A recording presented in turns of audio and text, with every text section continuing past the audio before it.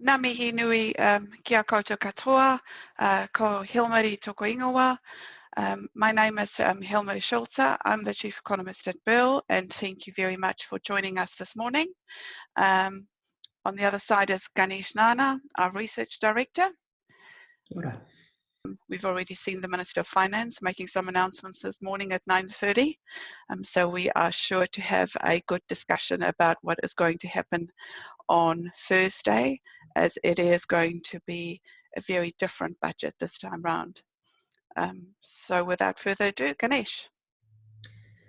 Thank you, Hillmarè. Kia ora tātou, and thank you all for zooming in, which is now the new technology that we've all become very familiar with very quickly over the last few weeks. I thought my contribution to new technology was learning emails, and that was a few years ago, and then I progressed to Skype and now to Zoom. So yeah, they said you couldn't teach an old dog new tricks. But yeah, thank you all for listening in for your time and for wanting to listen into our preview of the rainy day budget. So without much further ado, what I'll do is I'll share my screen and we'll go through some slides and a little bit of a presentation. And I suppose firstly is my thanks to my colleagues at BERL for helping me put this together. It's not quite a rush job, but as you know, the world has changed quite considerably, and it's not helped by the fact that we had an announcement literally half an hour ago. I haven't changed any of the slides, but for those who haven't picked up, $3.9 billion over the next 4 years, addition to the health budget just announced. It's sort of an indication of the quantums that we're looking at in terms of additional dollars. But I've just, so there's the title, Preview of the Rainy Day Budget, and the signal or the title will become clearer for those who may not be familiar. The Minister of Finance in previous times over the last couple of years has referred to his surpluses as rainy day surplus. And to be honest, now the rainy day has arrived. This is very much a rainy day budget on Thursday to be announced. We'll be assessing it basically in the terms of whether it's a textbook response or whether it's something a little bit more, a little different, but on the tentative side, or is it well and truly a transformative budget? What we'll go through is, in terms of our agenda, just a quick look at some of the numbers, the most up-to-date that we've got. And then what are the objectives that we can assess the rainy day budget against? What are the policy options against those objectives, ranked according to whether they're likely, whether they're possible, or whether they're unlikely, but we'll list them anyway. And then beside that, we will have a discussion or a bit of a chat about what this actually means in terms of the future role of government in the economy. Does it mean pretty standard textbook interventionist government? Does it mean something that's more openly activist, or are we looking ahead towards a truly transformative government? Just a quick look at some numbers and to put the context for those who don't believe just how different it is. I'll put the quote up from the IMF, which was about 3 weeks ago now, in the April 2020 World Economic Outlook. And I think the critical one there is the last quote, in words that I was aware of but was never going to say it out loud, but the IMF have. The IMF being the International Monetary Fund, basically the bankers of the world, not quite the World Bank, but the bankers of all the banks around the world. They're here to keep the financial wheels functioning, and they have said it is very likely that this year the global economy will experience its worst recession since the Great Depression. Okay, so those who think this is as bad as the GFC really need to realise that this is more than that. It's, if not a 1 in 100 year scenario. And I don't want to scare people more than they should be, but for those who still yearn for a quick reopening of the economy and a quick return to normal, really got to get you out of that frame of mind, because you will be surprised if you think that there's normal just around the corner. Here's the Financial Times, which is a newspaper in the UK based in London, and its headline last Friday, 4 days ago, was Britain on the brink of worst recession since Great Frost of 1709. The Bank of England warns, and the Bank of England is the equivalent of our Reserve Bank in New Zealand. It's a central bank for the UK. And for those who don't know what happened in 1709, the Great Frost, if you can look it up, you're welcome to, but it was worse than the Great Depression. And it was a climactic event in the sense of temperatures in London, I was told, went down to 10 degrees Fahrenheit, which is about minus 12 degrees Celsius. The River Thames literally froze, as did quite a lot of other things, and there was economic consequences of that. Looking at what is happening in the US at the moment, if you haven't heard already, the left-hand picture there shows claims for jobless insurance in the US are now at about 26 million people, whereas over the past decade it has jumped up and down between sort of 3.5 and 5 million people. It has jumped in the last 4 weeks to 26 million people on or claiming jobless insurance. Meanwhile, on the other side, we have the US share market. Yes, it's been a bit of a glitch in the last sort of April period, but then it has rebounded. I won't say surprisingly, but it has rebounded. So the impact on corporate share prices is nowhere near as hard as the impact on people and their jobs. And that's a sobering thought, but we can have a think about that a bit later.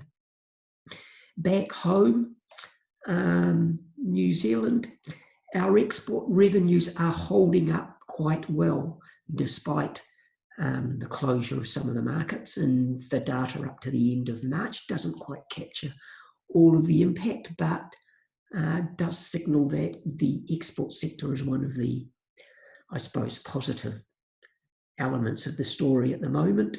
Total exports in terms of revenue still rising, and on the right-hand side for both meat and infant formula coming out of the dairy sector, still growing, and indeed the last pickup in March 2020, looking, well, not rosy, looking not as gloomy as other parts of the New Zealand economy, and similarly some of the other horticulture and agriculture exports still looking reasonably positive, and I suppose that is the plus side. Goods are still being transported across borders. The ships and the planes are still transporting our products offshore. And with China reopening a little bit, cross fingers that will continue a little bit more, but obviously some other parts of the world still closed. Despite all of that, the biggest impact on New Zealand in terms of the close down and the lockdown over April, May, has been the numbers in terms of jobs. And the left-hand graph there are the numbers of people on the wage subsidy, the scheme that the government put in place in late March to help people through, or help businesses through, and help businesses keep people on their books in terms of jobs. We now have, the latest numbers was the 1st of May. I had hoped for 8th of May data, but it was supposed to be released on Friday, but they aren't up on the MSD website yet, so we're stuck with the 1st of May data. Wage subsidy, we've got 1.7 million New Zealanders being helped out by the wage subsidy, and that's a huge number. $10.6 billion paid out to date on that wage subsidy. So that's quite a sobering number, but the wage subsidy, as I'll show a bit later, may not be as generous as some people think, but it is a lot generous than some of the other dark benefit incomes that people may have been put on if the wage subsidy wasn't there. Right-hand side, again, though, corporate stock markets for those who actually have shares or have investments in shares. Yes, it took a bit of a glitch in the early part of March and early part of April, but it has recovered considerably and is still well above where it was 10 years ago. So the owners of capital, if you like, the owners of corporates are still positive in the sense of 10 years ago, but those with jobs looking decidedly in a worse situation. In terms of job seeker benefits in New Zealand, what we've got is about, and this is a change since the 20th of March up until the 1st of May, we've got 39,000 more people on job seeker benefit, job seeker support benefit. Included in that is another 28,500 requiring accommodation supplement, and that's the supplement that you get on top of your job seeker, depending on your housing costs, and goes to help a little bit with your rent or your mortgage. And I think the worrying number to me is the additional, on the right-hand graph, the additional 21,000 people applying for and getting special needs food grants from MSD.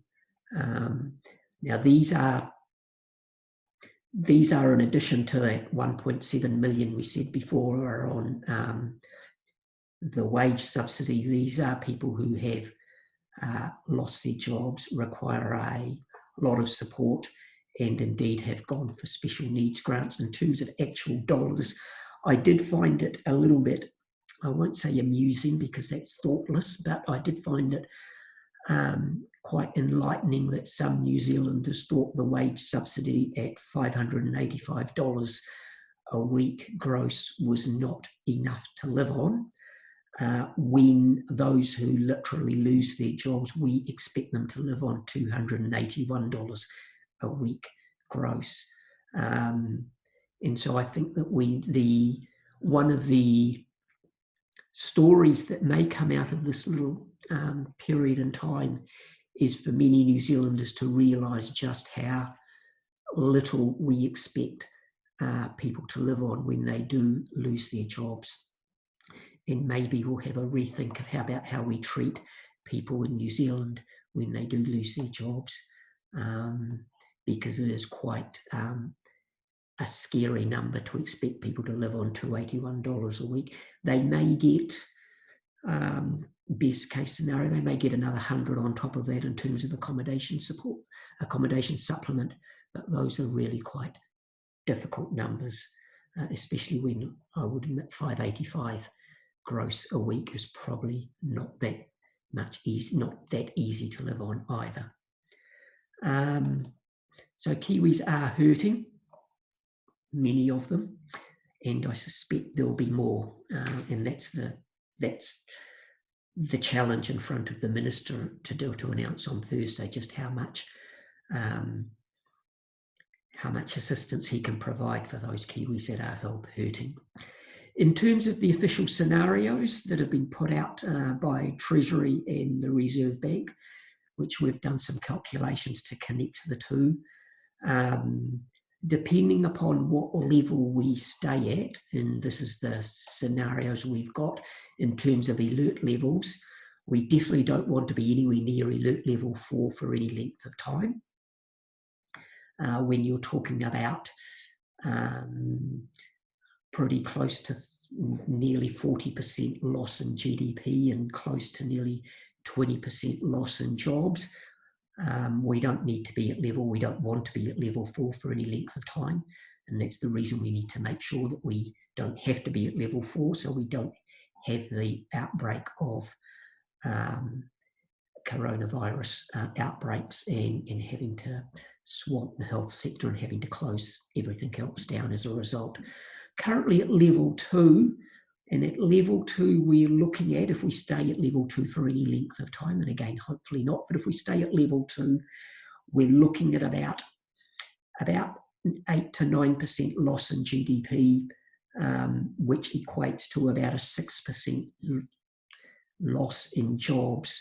And for those who don't like percentages, I'll turn those into rates of what that means in terms of the unemployment rate. Currently, we've got an unemployment rate, according to this chart, the first little bar there is about 4% unemployment rate. If we were to go up to level 2 for any length of time, we're looking at an unemployment rate of about 10%, 11% as an unemployment rate, which is sort of where the Minister has signalled in the past as where he would like to keep things below. 10% unemployment rate is in my mind optimistic because it's less than the GFC, but we'll see what comes out of Thursday's announcements. For those who don't like percentages, in terms of real numbers of real people, if we stay at level 2 for any length of time, we're looking at about 160,000 people losing their jobs. We've already had, in terms of job seeker support, we're already at 40,000. So we're looking at another 120,000 if we're at about that sort of level 2 scenario for any length of time. If we, with luck, cross fingers, manage to push ourselves back to level 1, we're still at 80,000 jobs being lost. And that's still a big number. In terms of Māori, the numbers that we've crunched to try and get some consistency, at level 2 of that 160,000 roughly jobs lost, we're looking at 20, the numbers can be rounded. We're still a little bit uncertain about where we'd be, but we're sort of looking at about 20 to 25,000 Māori losing their jobs if we are at level 2 for any length of time. And I think, obviously, it's a judgment call, and we'll see what the scenarios that Treasury put out on Thursday. But I think somewhere between level 1 and level 2 is, dare I say, probably the best we could expect, if depending on how optimistic we might be. Sorry, Ganesh. Ganesh, just in terms of that one, if you can just describe what you mean by over what period of time this estimate is actually based on. Well, that's the uncertainty, Hillmarè. Yeah. These numbers are literally just numbers. They are dependent on how long we stay at each of those levels. So, in without wanting to be academic, those are effectively, if we stay at level 2 for 12 months, if we stay at level 4, or actually if we stay at level 2 for any length of time, we are looking at those sorts of job losses. The scenarios, and thanks for Hillmarè for cutting in, because that's important, the scenarios don't give us any indication of what happens as we recover. And I think that's the big unknown. We take this hit, and it's a big hit, but the big unknown is how long it takes to recover to get to any sense of normality. Now, Treasury has put a recovery scenario of 1 year, which is hugely optimistic. The Reserve Bank haven't given us any indication of a recovery scenario. And I think that's more realistic because we don't know, because the big unknown is what happens in the rest of the world.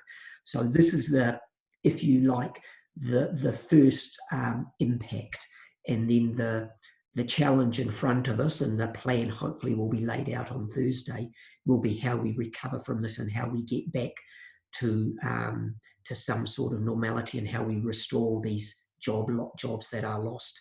And that could be, the Treasury ideal scenario is a year. Realistically, I think most people are looking at least 2 years to get back to some sort of normality, depending upon what happens to the rest of the world. Depends on how quickly the vaccine arrives, how quickly the UK, the US, China get back to some sort of normality, not to mention Australia, that trans-Tasman bubble.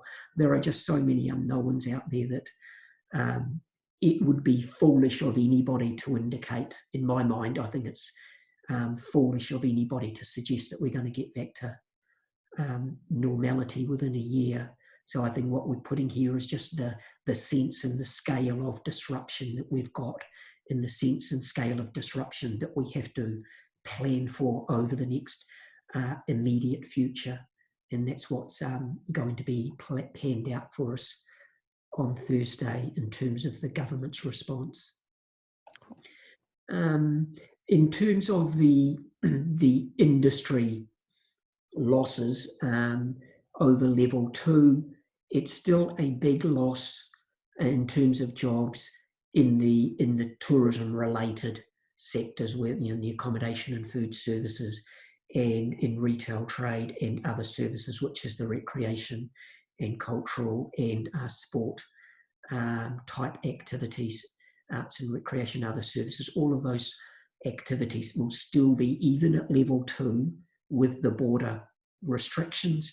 And there's a scenario that we encourage a whole lot of domestic tourism, but it's still going to take a bit of a hit in those sectors. So we still have a hit in those sectors, even under level 2. And don't forget, even under level 1, there are still border restrictions in place.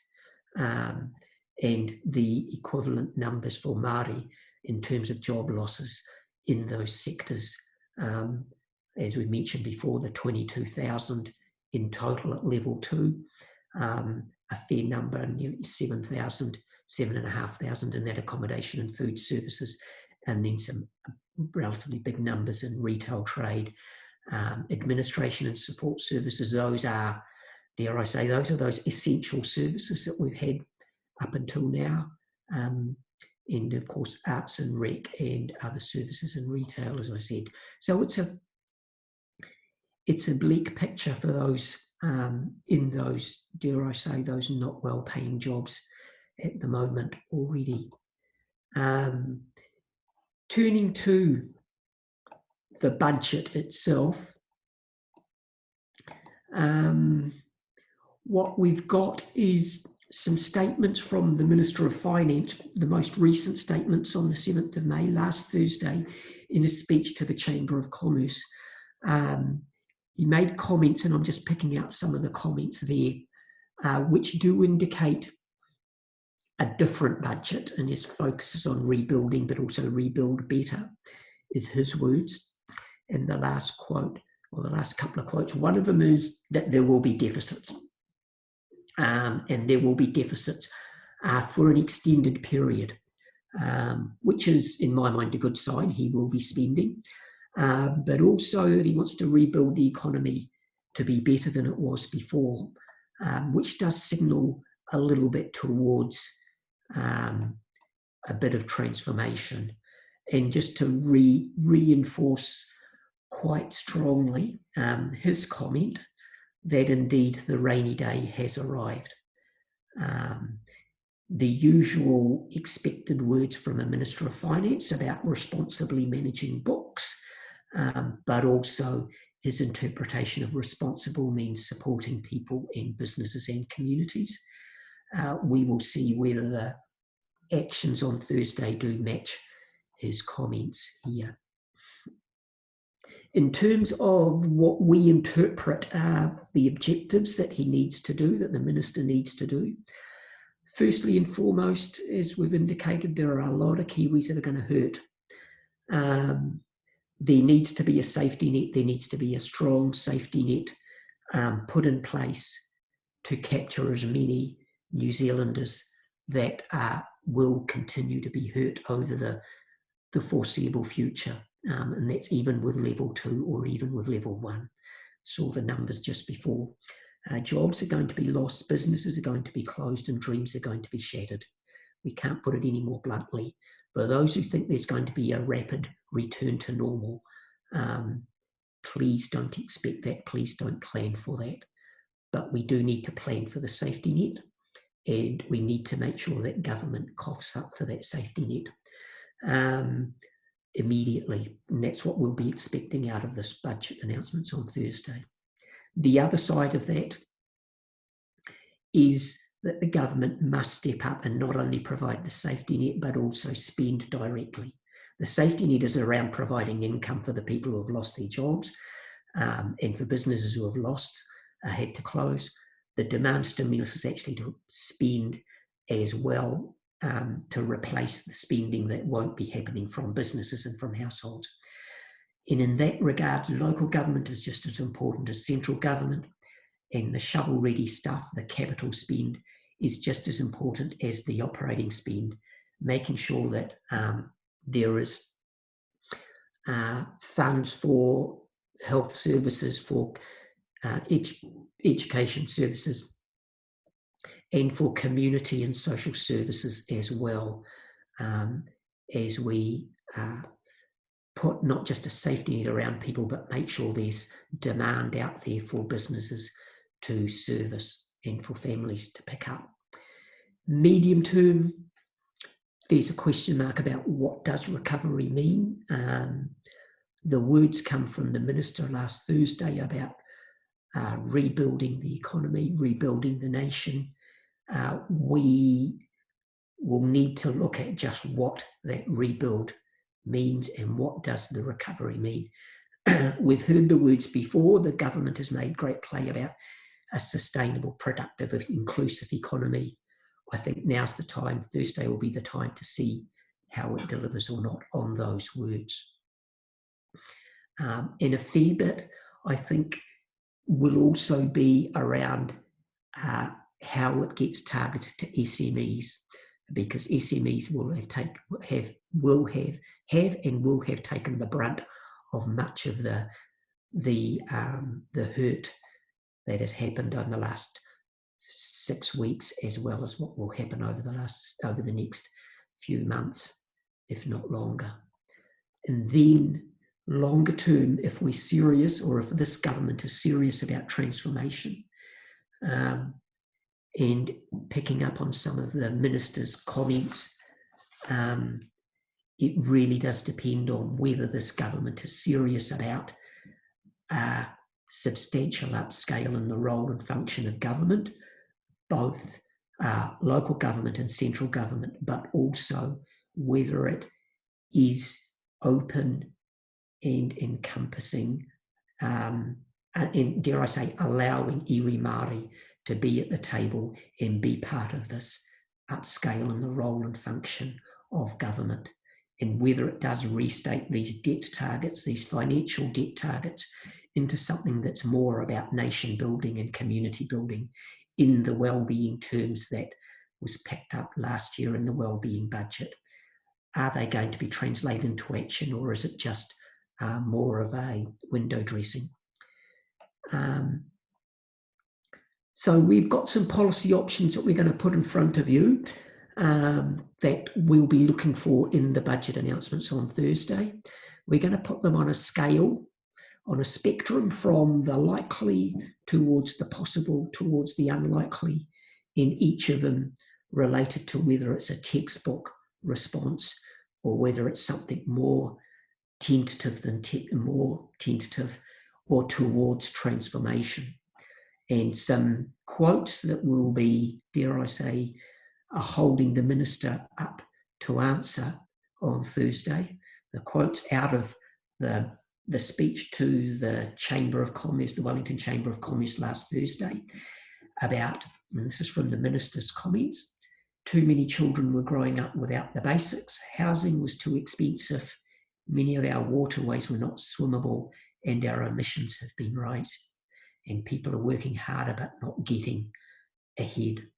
It's interesting that the minister picked up housing twice And I think that's one of the key ones that we'll be looking at.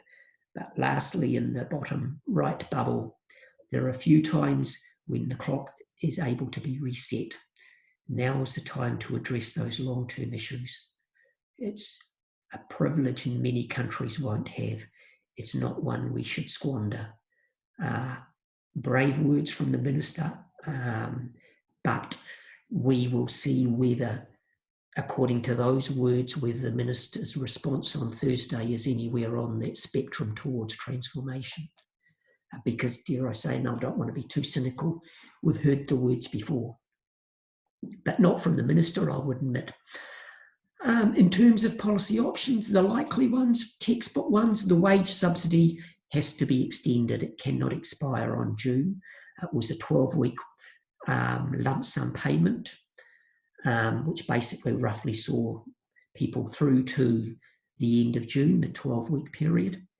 Okay, it was only at $580 a week, but it was way more generous than putting people on job seeker support. The wage subsidy will have to be extended, or it'll be reformulated under a different name.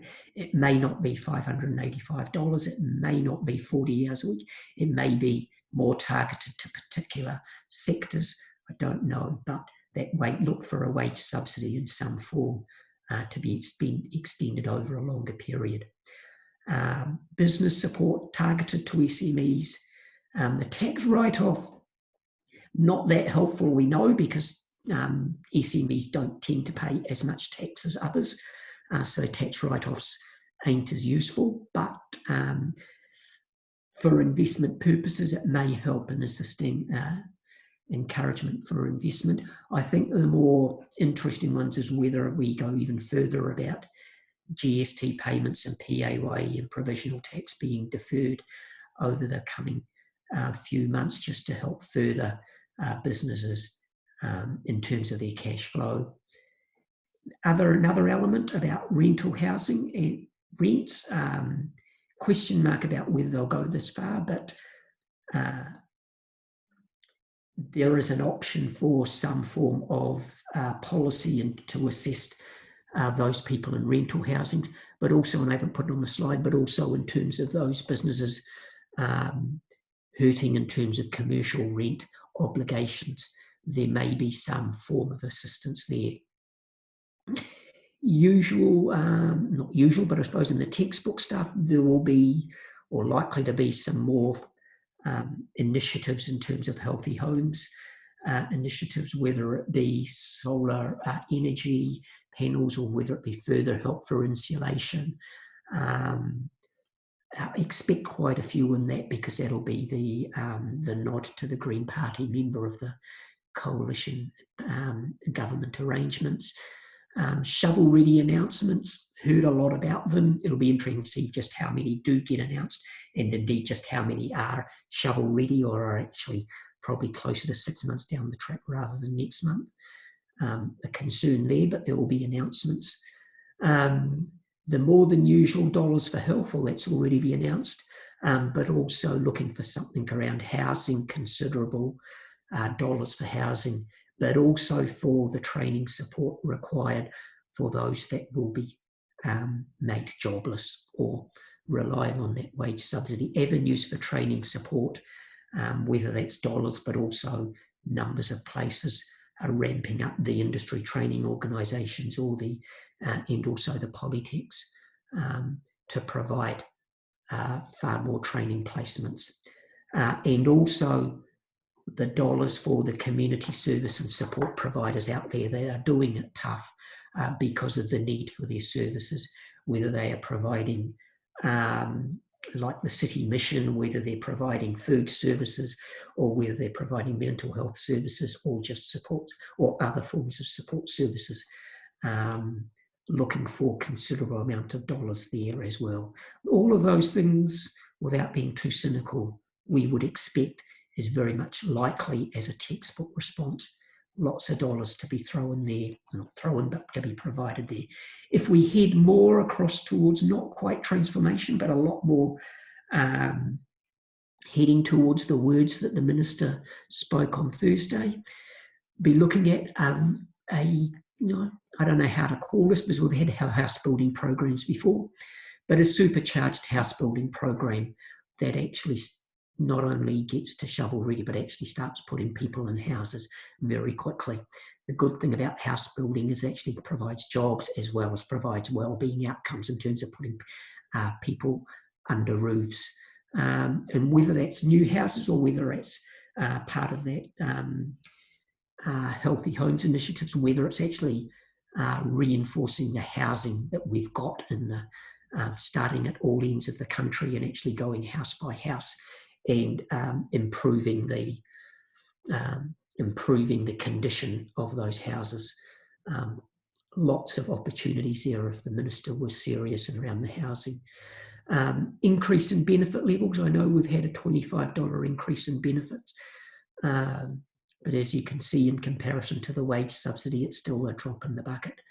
But there could be increases in benefit levels, especially as there will be considerably more on those benefits. Again, if we see that, that'll be heading more towards that transformation. Local government needs funding assistance a lot, especially given the stress within their communities, both in terms of family, whānau, iwi, and businesses. It'll be interesting to see how much comes towards that. We could be looking at a job guarantee scheme, partial, whether it be guarantee those who want it 10 hours, 20 hours, 30 hours a week at the minimum wage. In terms of what sort of jobs are out there, well, it could be planting trees, it could be cleaning waterways, it could be cleaning cycle tracks, walking tracks, or it could be assisting those community service providers, whether it's the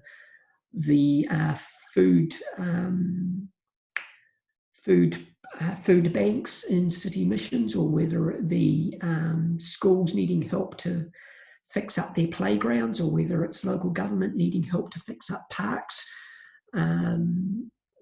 All of those sorts of things could be run by local government, could be run by iwi, could be run by Māori providers, but funded by central government. Funded not just in terms of the minimum wage, but also funded in terms of some management resources for iwi or for Māori or for those community social service providers to run those sorts of job guarantee schemes. We've had them in the past. Now's the time to crank them up. Home ownership schemes, there is elements of shared equity schemes out there already. Again, they could be magnified and, dare I say, mainstreamed to provide a lot of assistance for those who enter new homes, or indeed just to help those who are struggling in their own homes at the moment. And one from, dare I say, from left field, lots of requirements for support for domestic tourism. Air New Zealand's going to need a lot of help, whether it's a official buyout or whether it's yet more forms of loans to Air New Zealand to keep more of their staff and open up routes to various centres. And then if we were serious in terms of serious transformation, put it in the unlikely bucket for now, but here's some ideas that would really signal a serious transformation of the economy over the future. A new higher top step for income tax for higher earners, those earners that haven't hurt yet and are actually reasonably comfortable. Look at that share price indices, look at those share prices, those that have, and I know so there's might have hurt a little bit on the KiwiSaver, but your KiwiSaver is still a lot better than it was 10 years ago. Wealth tax, land tax, and dare I say, capital gains tax. I know we're not allowed to talk about it anymore, but who knows? We could actually go to a full job guarantee scheme, or dare I say that universal base income. Again, unlikely, but signals in that direction may signal a transformation. Or dare I say something that might look like the older Ministry of Works, Manatu Waihanga, Whaihanga. For those who don't know, the Ministry of Works, for those who haven't got the memory, the Ministry of Works, and I'm exaggerating for effect, but built this country over about 100 years, the previous 100 years to 1980, and then we abolished it. Not just built this country physically, but provided jobs and training for many, many people. Or we could look at a state development bank. Not just the Ministry of Works can provide the trained people, the State Development Bank can provide the finances, funding for iwi Māori and local government development, funding for land use change, and a new funding model for local government. Land use change, including environmental restoration. And we can talk about MMT as modern macroeconomic theory. For those who don't want to know about that, and believe me, it's way too academic, it's literally the Reserve Bank funding government spending. It's not what they're doing at the moment. For those who think about, read about helicopter money and read about that in the media, it's not helicopter money. It's not the Reserve Bank quantitative easing. It is literally the Reserve Bank writing the government a blank check. And it can be done. It has been done. It has been done before in other parts of the world. It has been done before in New Zealand. It does have consequences, but so does what we're doing now have consequences. And if we're serious about transformation, we can start looking at that business model that DHBs and universities and, dare I say, SOEs are reliant on in terms of having to provide some form of return, financial return to government. Let's talk about delivery of services rather than that sort of model. And dare I say, just to put in the word, Green New Deal has been talked about in other parts of the world. We could talk about it in New Zealand as well. I'll slide through a couple of these last slides very quickly, because I know there's some questions out there that people want to ask. Some of you may have heard me talk about the burning platforms that we are living on. Now's the time to address those burning platforms. The Minister has said those before. If we're serious, we can't rely on the market to deliver. The market has delivered a lot over the last few years, but the one constant throughout it is that whenever the market crashes, or whenever, even if it's not a market crash, if it's an external crash like COVID-19 is, it's the government that comes to the rescue. It's not the market. And actually, government is a source for positive rather than negative, rather than recovering, rather than rescuing us. Government has actually provided a lot of good in terms of assistance for all of the wonderful things that we've had that we take for granted, whether it be vaccines, space travel, or internet communications. An interventionist government will be what we've got already, which is a fundamental belief that the market will deliver. So we'll do a bit of tinkering. We'll stick to Kiwi Build, we'll stick to SOEs, we'll stick to benefit cost ratios and base business case. For those who don't know what business case assessment is, I'll let you in onto a secret. The Better Business Case from Treasury requires us to write 5 business cases to get a proposal through. Those require a commercial case, a management case, a financial case, an economic case, and a strategic case. Nowhere in there is a well-being case. And all of those have got to deliver and in the end, we require a benefit cost ratio above 1. And then we do some thoughts, and then we might think about our well-being objectives.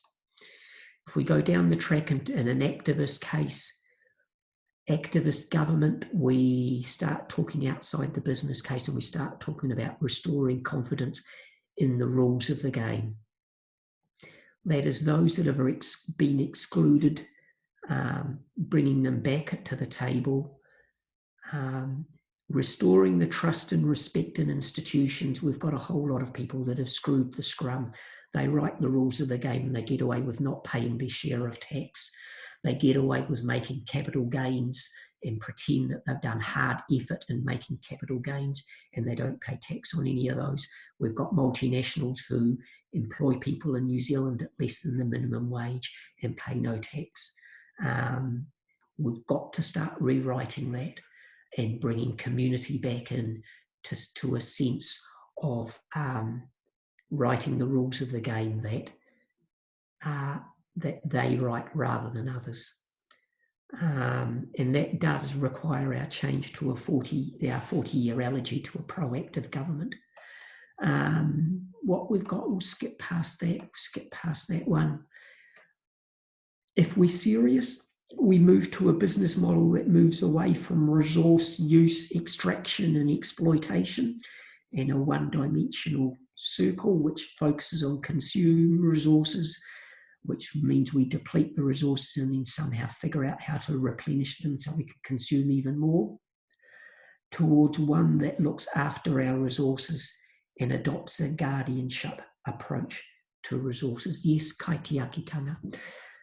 If we're serious, we start bringing iwi Māori perspectives to the table, because iwi Māori are able to give us their contribution to New Zealand, which is very much that intergenerational long-term perspective.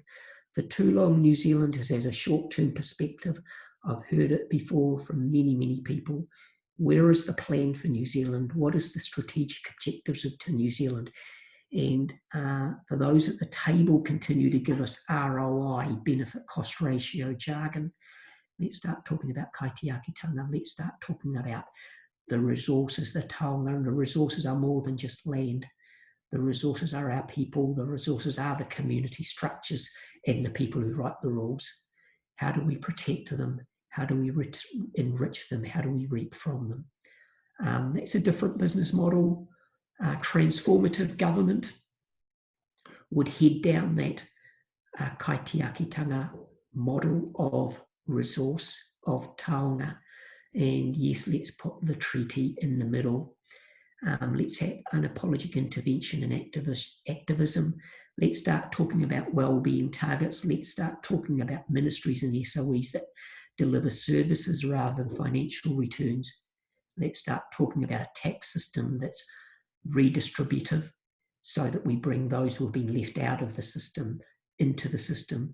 And let's start talking about that benefit system as a genuine safety net. Stop talking about the bludgers, because there are going to be way more people on that reliant on that benefit system. A benefit system that is based on mutual respect and dignity, and yes, obligations of people to contribute, but obligations on the state to provide that ability and capacity to participate and contribute. Transformative government requires a decision about who's not in the room, requires a decision about whether we want disconnected communities or embedded inequities, but a pristine balance sheet, or we move away from that financial balance sheet and start talking about a genuine safety net, ensuring communities are connected and included. And yes, there may be a financial debt to be paid in the future.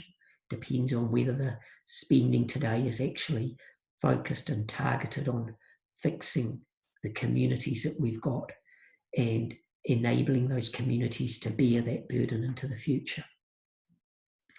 That's the choice we've got in front of us.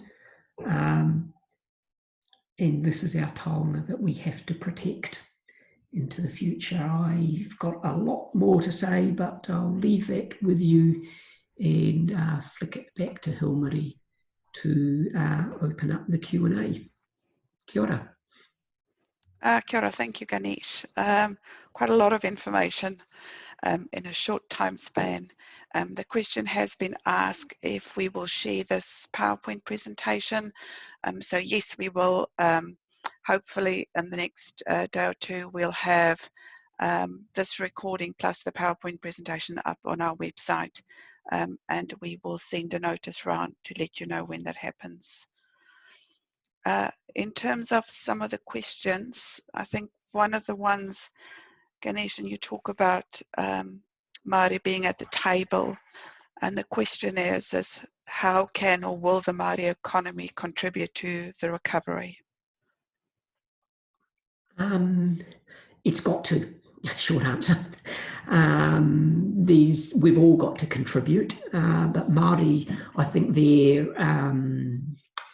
what's the point of difference that Māori can bring to the table, as I ended up, is around that different perspective about the objective, the kaupapa. Why are we here?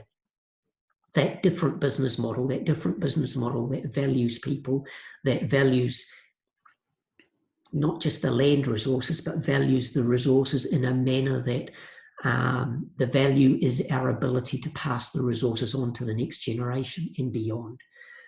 And that's the contribution that has to be made. Otherwise, we are still at that textbook knee-jerk response, which will just continue to embed in the current inequities in that current business model. So Māori contribution has got to be at the table in terms of shifting New Zealand away from that, that old business model towards a new one. What does that mean in reality? It means those training providers. Māori have got to have dollars to do the training themselves. So the training, whether it be the iwi or the whānau or the hapu, those Māori trusts and incorporations, let's fund them to do the training. Fund them not just in terms of the dollars for the people, but the dollars for the management of the training as well. We've got many good examples. Te Puni Kōkiri have had a couple of small examples in the past around the pastoral care model that goes alongside the training models. Those have been funded, but those have got to be scaled up, and it's got to be more than Te Puni Kōkiri. It's got to be all of the iwi and all of the trusts and corporations that operate around the rohe. They need to be funded. And I think that goes also back to, in terms of iwi Māori support, if it should be targeted or a universal approach. And I think you've just focused on that. It should maybe be a combination of both.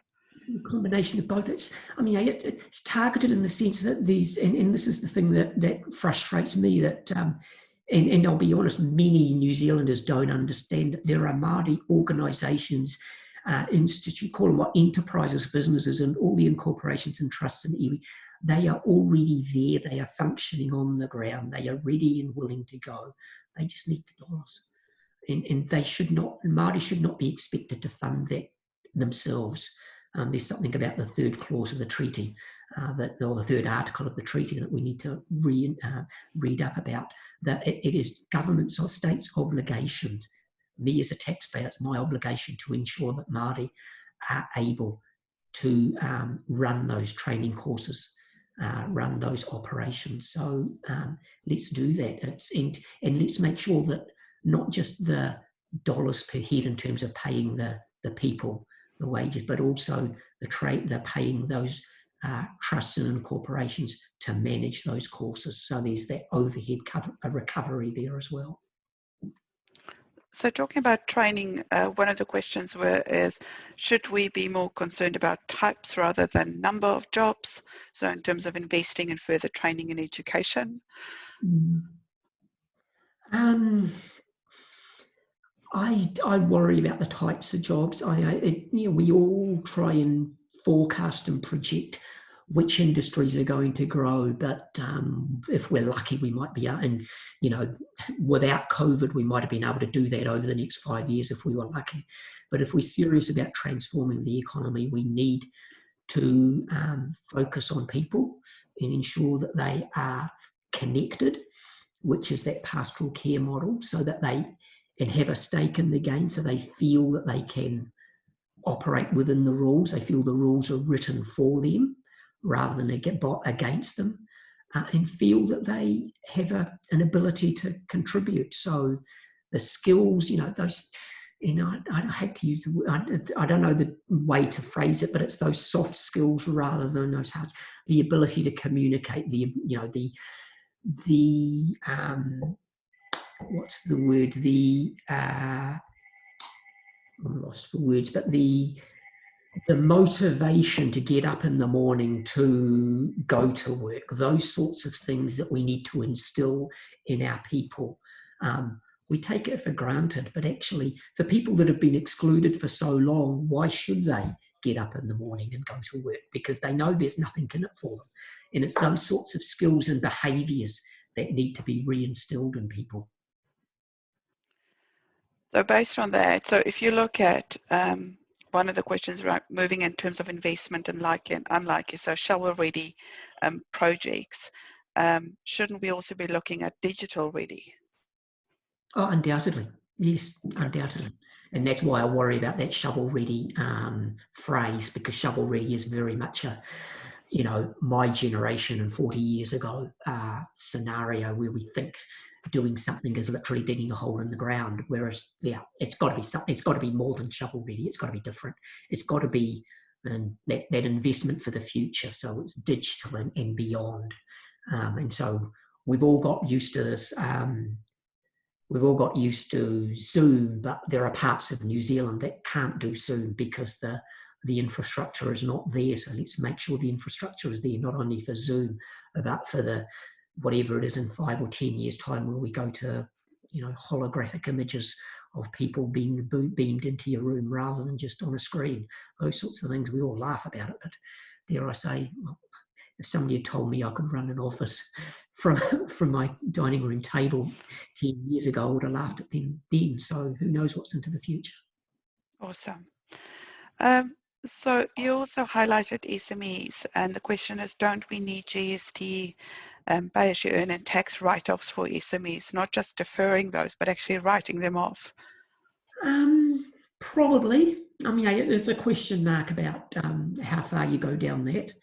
I suppose, in my mind, the best I could expect from Thursday would be a deferral. It'd be nice. It was maybe a deferral, but with a potential, maybe it gets turned into a suspensory loan sort of thing.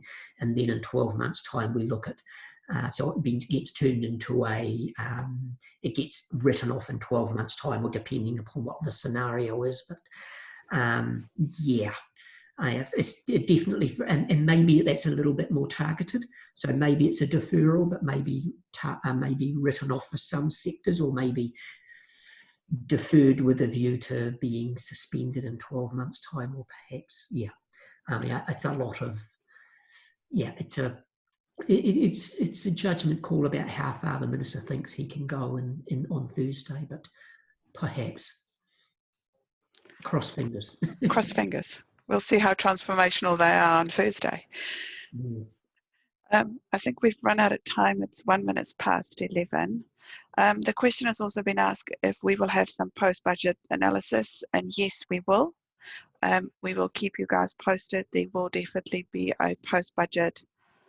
We'll have some analysis in the next couple of days, Thursday night and Friday, and there will be some post-budget Zooms in the next couple of weeks. Yes, very definitely. It's difficult to know just how quickly things will change, and the minister is signalling that Thursday announcement is one of a series, which is a little bit unfortunate, because we'd be expecting them to go with a big bang. So there might be further announcements after that, but we'd be hoping that there's some substantial ones on Thursday, but very definitely keen to keep you all up to date. Cool. And those, I don't know if we want to, are we calling it quits there, or? Yep, I think that we will call it quits there. Okay, well, I've got a last thing to share with people, which is, if I can just share, for those who want to, there's a budget bingo to keep things not quite light-hearted, because we don't know what moods people are in, but there's some budget bingo words in there that I'm sure you'll find if you've got nothing else to do on Thursday. But for me, just mihi to everybody listening, do look after yourselves. I know people are hurting. There are many who are hurting, I know, obviously in my own whānau, and no doubt in yours. But as I've said in other audiences, stay strong, remember your kaupapa, and together we will get through this. Nō reira tēnā koutou. Kia ora koutou katoa. Kia ora. Thank you, everyone, and we will keep you posted going forward in terms of this Zoom session, as well as some post-budget commentary. Kia ora.